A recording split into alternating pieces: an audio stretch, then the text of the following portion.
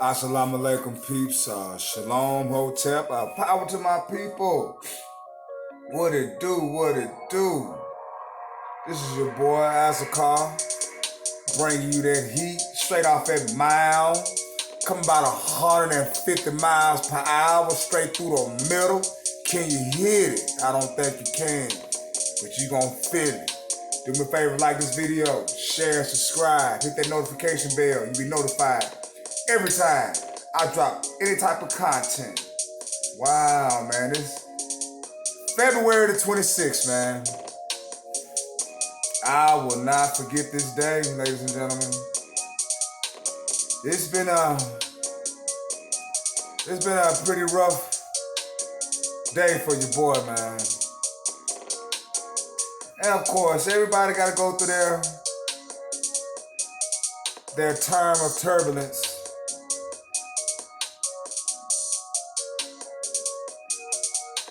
And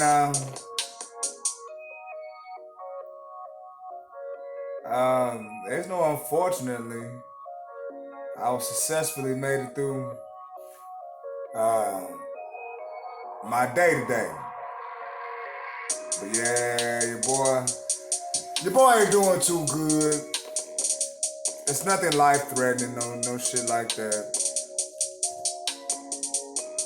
It's just that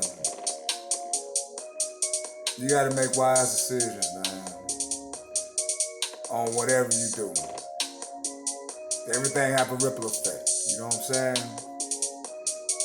But I didn't do this video just to talk about my problem. No. Man, I got some content from Dr. Boyce Watkins, man, I was jogging to today. And I want to share it with my subscribers, man. Maybe they can share it too. To people who don't know who Dr. Boyce Watkins is. But I'm sure people pretty know who this man of God is. He's a man of God.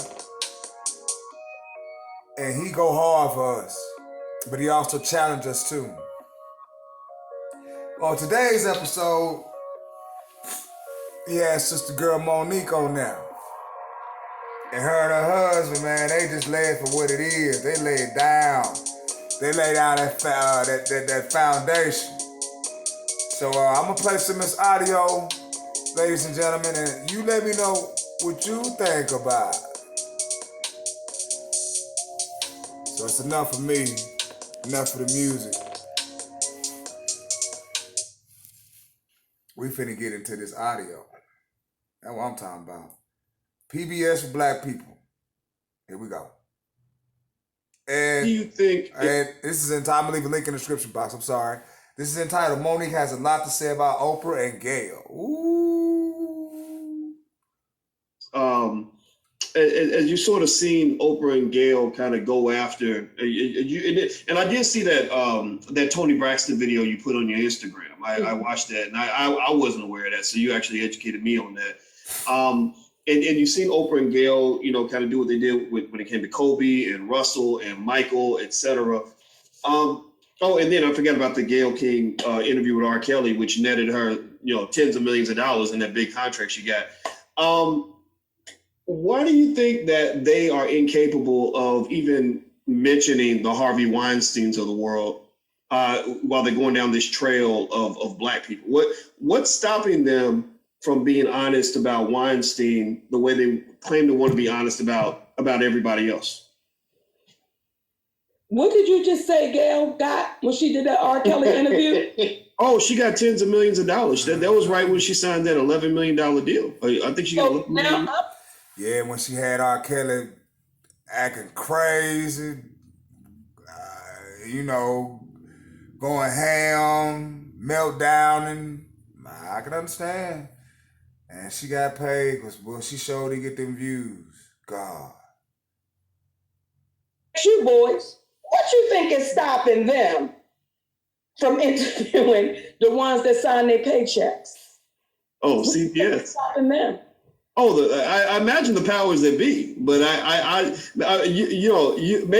figure you can explain the dynamics a little bit better. Because what I gather is that Weinstein was just that guy that everybody wanted to be down with until they didn't want to be down with him anymore.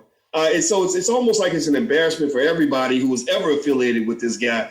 And I'd like to get your take on it, as a Hollywood insider, in terms of what you saw that might keep people from speaking honestly about not just Weinstein, but a lot of the debaucherous shit that's going on in Hollywood. Well, I'll tell you what keeps people. Hollywood is scary, man. That shit is scary. I don't even watch TV. I was watching that show with Cedric, the entertainer, and that white guy on CBS. I don't even know the name of the show. But they had a little boy there, man. He had some lipstick on and I like, man, listen here, I couldn't do it. I couldn't do it. I could not do it. And this is what they programming the children out here to be. No, can't do it. Speak it. Because we'll snatch your career. We'll take your livelihood. Like when people say, well, why do you think people are fearful? Well, if you watch James Baldwin, and I posted it, and when he said, what happens is when you get the nigga that says, I'm not tolerating it, then what that white man says is, we will take that one nigga and we will show all the other niggas what we'll do with this one nigga. So now you other niggas better know your place and you better be fearful because see what we did to that nigga?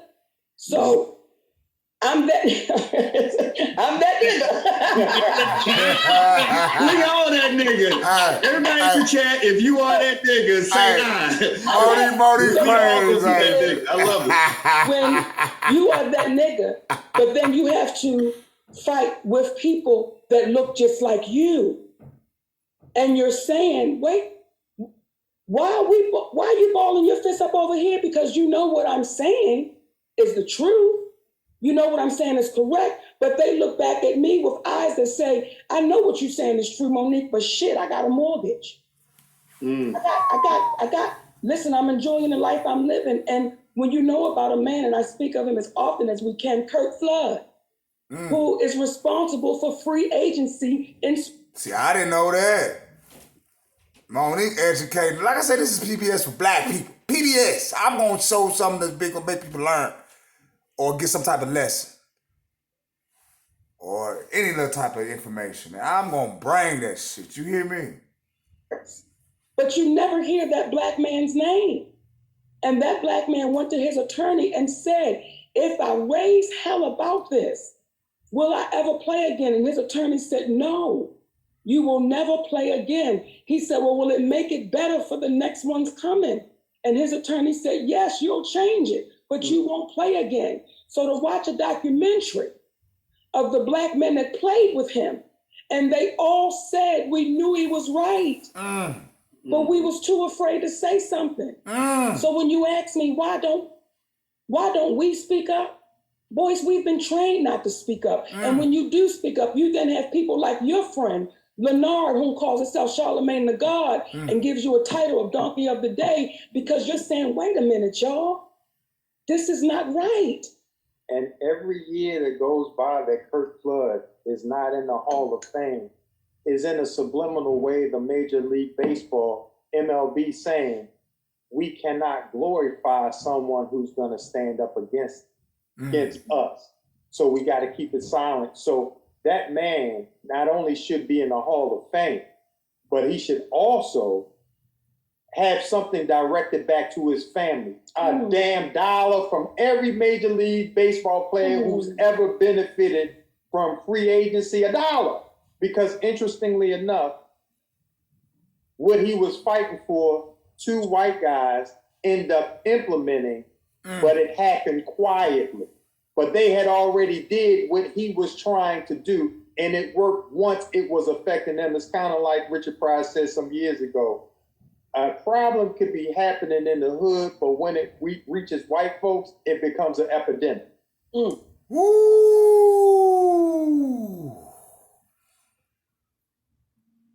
That's how I know we some chosen people.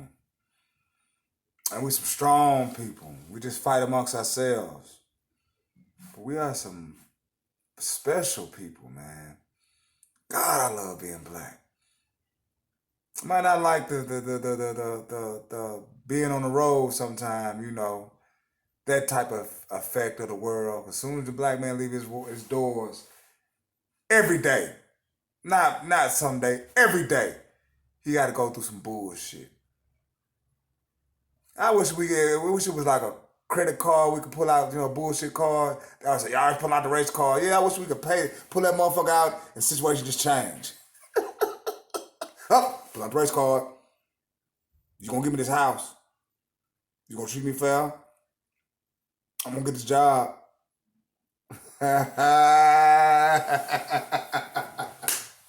Oh man, like the video, y'all. Here comes some more. And then it changes. So it's one of those things where she just hit it right on the head. We've been trained to be afraid. That's why you can't be mad at people who are fearful, because they're not fearful on purpose. But the only thing we can do is keep having these conversations right here, in the hopes that what you are afraid of is already happening due to the fact that you are afraid. Wow. And boys, too, when you speak about a shift, there needs to be a shift. One thing we've allowed. She's talking about a shift where Boyce went to a party in Chicago. I think it was a Michael Jordan party, and he said like 75%, white. It was not a black, didn't have a black backing. And that's what he talking about. That we spend enough money getting everybody else, we need to spend amongst each other. And do what it do. I mean, we can form Voltron so easily, man. We just go so hard at each other. And it's hard, man, because black people will put out your wick. Your own people will put out your wick like a mug. But you got to have love for them, though. Got to. But you got to spank them when you got to spank them, too. You ain't got to spank them in public. You can be proud. Ourselves to be lied to. And then we buy the lie and we run with that lie. And this woman just dropped on my heart. When I was in elementary school, all the way till I got out of school, I was always taught that Rosa Parks was the first black woman to refuse to give up her seat. That is what I was taught. See, yeah, that's what we taught. That's what we was taught. But guess what? That's what I believed. Well, when you find out that not only was she not the first, she wasn't the second. She was actually the third black woman, but because she looked like what she looked like. Whoa. Did that get some people in the door because they look like what they look like? I like looking like the darkest. Being amongst the darkest. Because we the most hated. Most despised. But yet when we elevate ourselves and go through that refining stage, it is nothing we can accomplish. Then they said they'll accept her, but they wouldn't accept Claudette Colvin, who was 15 years old, a dark brown baby, and who was kicking ass. She said, y'all gonna have to whip my ass to get me up off this bus now. Everybody, let's go. She was actually the first one. So can you imagine? And that woman is still alive, boys. And she's fighting for her place in history. But it's as if she never happened. Wow. And we as a community, as the NAACP, we accepted that. And we kept the lie going. So in our community, depending on what you look like, is how your story will be heard. And I say that for me personally. When Gabrielle Union spoke out, as she should have, please let me be clear, as she should have, no one said donkey of the day. No one said, are you out your mind? No one said anything. When there was a sister that just spoke out, Nia Long was on your boy's show, The Breakfast Club. And she was speaking about the inequality and the unjust. And your boy was like, yeah. So someone would say, well, what's different? See, I'm a fat black woman. As Hattie McDaniel was a fat black woman. We can't really push your agenda because you don't look the part. But Lena Horne looks the part, but you don't look the part. So when you say, how do we make the shift? We have to make the shift dealing with honesty to say, all right, y'all, we got to erase his story and we got to tell our story. Ooh, And stop Monique. strategizing with what we think is going to appease the master and start strategizing with what is the truth. Come on. All right. Everybody who's watching, this is a great conversation Yes, that it we get a is. chance Yes, to it have is. with Yes, it Academy is. Award-winning actress Monique and her husband, Mr. Sidney Hicks. I want to make sure everybody that's watching, make sure we support this family, because they are taking on some battles that a lot of people won't take on. And I want to mention that Monique has a new comedy special. It's called Monique and Friends, right? Yes. Monique and Friends. It's on Showtime. So everybody go support. And also, what your YouTube channel is it called? Monique Worldwide? Is that? Yes. Okay. And anything else you want to mention here that we can support? Hey, they're going to talk about the basketball team. We just signed on to the owners of a basketball team in Houston. And I'm going to tell you why I was so excited, because it's mixed gender. It's men and women playing together. So we're taking players that was with the NBA, the WNBA, and we putting them on the same court together and saying, go get that. Global Mixed Gender Leagues. Yes. And Oh, again, man, I appreciate when that's you something say y'all different. support them, because oftentimes people have said to us, y'all go do your own thing. Don't worry about them. Well, we are. We are doing our own thing, and we're asking our community, and that's the community of people that want to do it the right way. We don't care what color you are. You just want to do it the right way. We're saying, now let's all walk in what we're saying. Y'all said go get your own. We did. So now let's support. All right. So everybody in the chat that agrees to go support, make sure you support. What's the name of that league? Global Mixed Gender League. Oh, Global Mixed Gender League. All right. So everybody support the Global Mixed Gender League. Support the special. Monique and Friends is on Showtime. Hit the thumbs up button, by the way, and the subscribe. Yeah, I'm gonna leave a link in the description box for this one, man. Yeah, this is a fire ass.